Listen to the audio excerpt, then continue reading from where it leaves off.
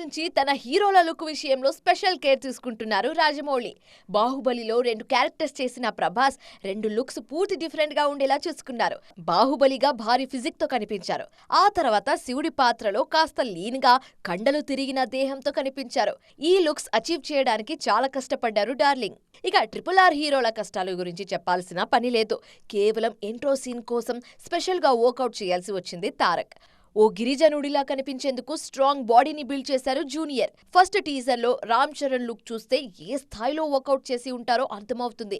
Looks, dance movements, stunts ఇలా ప్రతి విషయంలోనూ హీరోలకు చుక్కలు చూపించారు రాజమౌళి. మహేష్ విషయంలో మాత్రం జక్కన్న కాస్త కాంప్రమైజ్ అవుతున్నారనేది ఫ్యాన్స్ సైడ్ నుంచి వినిపిస్తున్న మాట.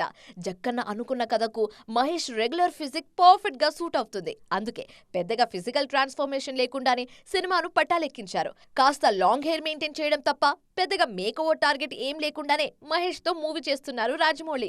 మేకోవర్ విషయంలో లైట్ తీసుకున్నా మేకింగ్ విషయంలో మాత్రం జక్కన్న కాంప్రమైజ్ అయ్యే ప్రసక్తే లేదంటున్నారు critics. Hollywood range action drama అంటే స్టంట్స్, యాక్షన్ సీక్వెల్స్ లు అదే స్థాయిలో ఉంటాయి. అందుకే మేకోవర్ విషయంలో రిలాక్స్ అయినా షూటింగ్ విషయంలో మహేష్ కు కూడా కష్టాలు తప్పవంటున్నారు ఇండస్ట్రీ జనాలు.